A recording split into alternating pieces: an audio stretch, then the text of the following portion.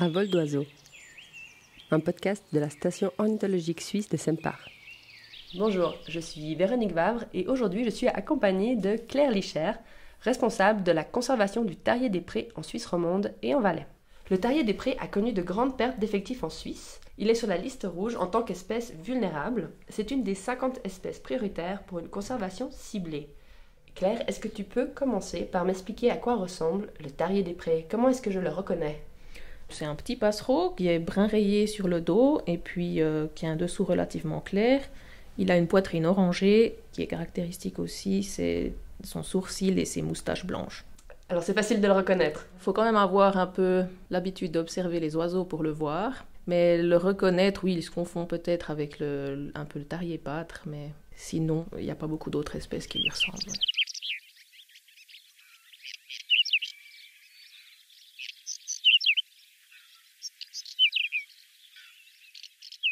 Qu'est-ce qui est spécifique au mode de vie des tariers des prés? Ce qui est spécial chez cet oiseau, c'est que c'est un nicheur au sol dans les prairies.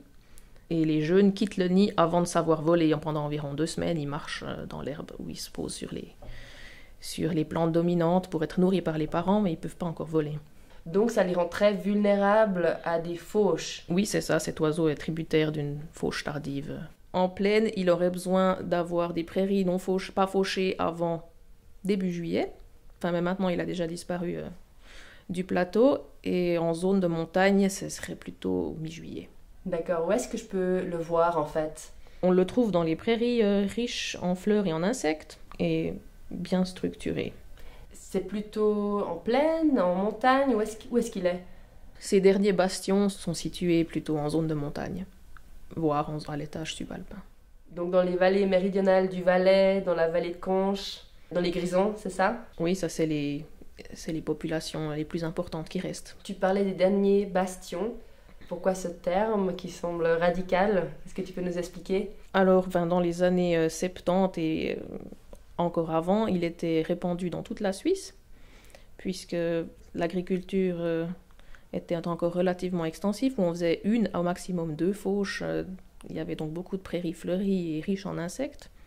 À partir des années 70, il a commencé à diminuer sur le plateau avec l'intensification des pratiques agricoles. On sait que dans les années 90, il y avait entre 10 et 15 000 couples, et puis qu'aujourd'hui, selon le dernier atlas des oiseaux nicheurs, il y en a la moitié, donc 5 à 7 000 couples. Donc il a diminué de 50% dans les 20 dernières années. D'accord, c'est énorme comme diminution des effectifs.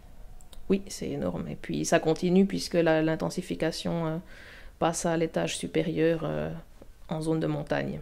Pour les oiseaux des prairies, la zone de montagne est souvent, pour l'instant, leur ultime refuge, mais ils sont maintenant mis sous pression aussi à cette altitude. Tu m'as dit que finalement, on sait pas mal de choses sur le tarier des prés, notamment sur la migration, sur le rôle qu'a le passage en Afrique pour le tarier des prés. Oui, alors le tarier des prés, c'est un migrateur au long cours qui hiverne en Afrique, au sud du Sahara, et qui revient nicher en Europe à la mi-avril. Il arrive chez nous à la mi-avril et il niche à peu près entre mi et fin mai, il commence à nicher. Et ce qu'on sait, ce qui est intéressant, c'est qu'il y a des études récentes qui ont montré que le déclin du tarier des prés qui est observé actuellement, il n'est pas dû à des mauvaises conditions dans les quartiers d'hiver, mais à une détérioration de l'habitat pendant la période de reproduction, donc chez nous. D'accord. Quels sont les dangers pour le tarier des prés? C'est la destruction des nichés à cause des fauches précoces, puisqu'ils nichent au sol dans les prairies, et que l'intensification agricole conduit à des fauches toujours plus précoces et plus fréquentes. Du coup, il n'a plus le temps de terminer son cycle de reproduction. Il lui faudrait à peu près 1 mois entre la construction du nid et le moment où les jeunes quittent le nid, plus encore 2 semaines où les jeunes sont très vulnérables puisqu'ils tournent autour du nid sans vraiment pouvoir voler, ou en tout cas, leur stratégie à l'approche d'un danger pendant ces 2 semaines après la sortie du nid, c'est plutôt de se tapir au sol que de s'envoler. Du coup, il se ferait quand même faucher en fait par les machines pendant cette période critique. Et puis, la deuxième chose qui est liée à cette intensification agricole, c'est la diminution de l'offre en proie, puisqu'ils mangent des insectes et que dans les prairies plus intensives, la biomasse et la diversité en insectes est beaucoup moins abondante que dans les prairies plus fleuries et structurées. Et toi, tu t'occupes surtout de mesures de conservation de cette espèce? Oui, surtout du tarier des prés, mais on essaye d'utiliser les synergies avec les autres oiseaux qui nichent au sol dans les prairies, en délimitant des zones prioritaires pour la conservation des oiseaux des prairies, puisque une fauche plus tardive est bénéfique pour tous ces nicheurs au sol. Aussi l'alouette des champs, la caille des blés, le râle des genêts, et puis s'il y a un peu plus d'arbres, à la limite avec la forêt, le pipite des arbres, par exemple. Quand on met en place des mesures pour sauver le tarier, il y a beaucoup d'autres espèces qui en profitent. C'est quoi cet habitat? C'est quoi ce qu'on recherche? Ce qu'on recherche, ce sont des prairies relativement fleuries, qui sont riches en insectes et relativement bien structurées, c'est-à-dire qui offrent suffisamment de perchoirs pour la chasse et l'affût. Ça peut être sous forme de plantes qui dominent la végétation, de buissons, de poteaux ou bien de quelques arbres, oui. Donc tu m'as dit que le problème, c'est les prairies intensives où on utilise la fauche pour le fourrage. Une petite question, le fourrage, il est utilisé pour quel domaine? Pour la production laitière. Pour la production laitière, donc on parle du lait, du fromage.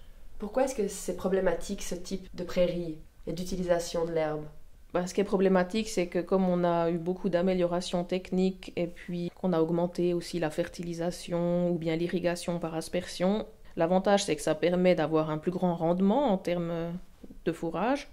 On peut produire plus sur une même surface chaque année, mais ça induit que les fauches sont de plus en plus fréquentes et de plus en plus précoces. Du coup, là, même dans les prairies qui sont annoncées comme extensives en zone de plaine, qui sont fauchées à la mi-juin, même là, il n'a plus le temps, parce qu'il revient relativement tard, vu qu'il vient de loin, à son retour d'Afrique. Il commence seulement à partir de la mi à fin mai à nicher, puis il lui faudrait 1 mois et demi, ce qui veut dire qu'il lui faut vraiment le temps jusqu'à juillet, mi-juillet, et puis la plupart des prairies extensives, elles sont fauchées bien avant, en plaine. D'accord. En tout cas, il lui faudrait 1 mois de plus au minimum. Et toi, ton travail, c'est d'essayer de protéger le tarier quand il est en train de nicher en Suisse dans nos prairies. C'est ça. Ce qui m'intéresse aussi avec le tarier des prés, c'est que c'est un oiseau dont on sait énormément de choses par rapport à ce qu'il a besoin, par rapport à l'habitat, par rapport à ce qu'on peut faire. Donc la recherche est déjà assez loin. Qu'est-ce que ça implique pour toi, toutes ces informations? Ça implique que maintenant, pour pouvoir protéger cette espèce, il faut passer à la mise en œuvre. On sait ce qu'il faut faire, donc il faut essayer de trouver les voies qui fonctionnent pour pouvoir mettre en place des mesures spécifiques. Et qu'est-ce qu'il faut faire? Alors, ce qu'on sait qui marche pour le préserver au long terme, c'est qu'il a besoin, dans les zones prioritaires où il y a de grandes densités, ou une population encore saine, il a besoin d'environ au moins 60% de la surface qui est fauchée tardivement. Ce qui marche assez bien, c'est dans le cadre de projets de mise en réseau écologique d'utiliser le tarier comme espèce cible avec l'objectif à atteindre au moins 60% de surface fauchée tardivement. Un réseau écologique, qu'est-ce que ça veut dire? On collabore avec les agriculteurs qui doivent, pour avoir accès au paiement direct, avoir au moins 7% de surface pour la promotion de la biodiversité, de leur surface agricole qui doit être dédiée à la biodiversité. Et dans le cadre de ce projet, on essaye qu'ils inscrivent 60% de la surface pour la biodiversité, puisque selon le règlement, elles peuvent être fauchées qu'à partir de juillet dans les zones de montagne où il y a encore le tarier. Est-ce que c'est facile de travailler avec les agriculteurs pour cette mise en réseau et pour s'assurer que 60% des prairies ne sont pas fauchées ou fauchées tardivement? Ça dépend surtout de ce qu'ils produisent. S'ils sont actifs dans la production fourragère ou qu'ils produisent pour la production laitière, on va dire, souvent ils sont tributaires de fourrages relativement riches. Et du coup, extensifier les prairies ou faucher plus tard, ça peut avoir un impact sur la qualité du lait. Toi-même, tu es en contact avec les agriculteurs? Oui, on va devoir renouveler des contrats, par exemple, dans la vallée de Conches, cette année ou en début d'année prochaine. D'accord, donc la vallée de Conches, c'est une des vallées avec lesquelles tu travailles beaucoup. La vallée de Conches, elle abrite la deuxième population la plus importante des tariers des prés en Suisse, après l'Engadine. Dans cette région, la station ornithologique, elle est déjà active depuis une quinzaine d'années. C'est un de ces cas où on a réussi à atteindre dans le projet de mise en réseau 60% des surfaces fauchées tardivement. D'accord, c'était un succès. Oui. La station ornithologique s'intéresse donc surtout à mettre en place des mesures dans les prairies de montagne. Quel est le cadre juridique que tu rencontres là-haut? Pour la mise en place des mesures, ça dépend dans quelle zone agricole se situe le site qui nous intéresse. S'il est en zone de montagne, il fait encore partie de la surface agricole utile qui suit d'autres règles pour les subventions que s'il est situé plus en altitude et qu'il fait partie des zones d'estivage où on apporte le bétail pour la pâture en été. Ça implique que des instruments existent pour la mise en place de mesures de fauche tardive en zone de montagne, mais malheureusement, celle-ci n'existe pas encore pour la zone d'estivage. Ça voudrait dire, par exemple, avoir des subventions pour les agriculteurs et agricultrices qui mettraient en place 60% de fauche tardive. C'est ça, on n'a pas de moyens, on n'a pas de contrat ou d'instruments qui existent, et après on n'a pas de moyens de les dédommager non plus pour l'instant. Est-ce que c'est quelque chose avec lequel la station ornithologique travaille ? Oui, on a reçu une demande d'IP Suisse pour laquelle ils ont déjà développé un système de points pour pouvoir noter la biodiversité sur les exploitations agricoles, en tout cas en plaine. C'est en développement dans les vignobles et puis du coup ils seraient intéressés à faire un système de points similaire pour les zones d'estivage. Quelles sont les prochaines étapes pour toi ? Alors les prochaines étapes, ce sera de renouveler entre autres les contrats à la vallée de Conches pour pouvoir conserver la population au long terme. On aimerait également développer la conservation du tarier en Romandie. À quoi ressemble un jour de travail pour toi ? Est-ce que tu vas sur le terrain ? Est-ce que tu vas observer, dénicher ? Alors, la plupart de l'année, je suis plutôt derrière mon ordinateur à écrire les rapports, mais pendant la saison de reproduction, je vais cartographier les tariers des prés à la vallée de Conches pendant 3 passages. Pendant 3 passages, ça veut dire quoi ça ? Ça veut dire qu'on se lève tôt le matin, un petit peu avant le lever du soleil, on a un chemin prédéfini qu'on appelle un transect dans une zone qu'on souhaite cartographier, où on aimerait savoir combien il y a de tariers. Et puis on marche lentement le long de ce chemin prédéfini, puis on note sur une carte tous les signes de présence du tarier ou ses comportements, tous les oiseaux observés. Donc il y a une liste avec les oiseaux que vous connaissez et reconnaissez. Est-ce qu'ils sont fidèles à leur site de nidification ? Alors le tarier est très fidèle, oui.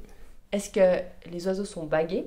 Ça dépend des projets. Maintenant, on ne fait plus tellement ça. La manière de vérifier si les mesures portent leurs fruits pour que les populations soient préservées, c'est justement de faire ces relevés de territoire en cartographier pour voir s'il y a toujours le même nombre de couples.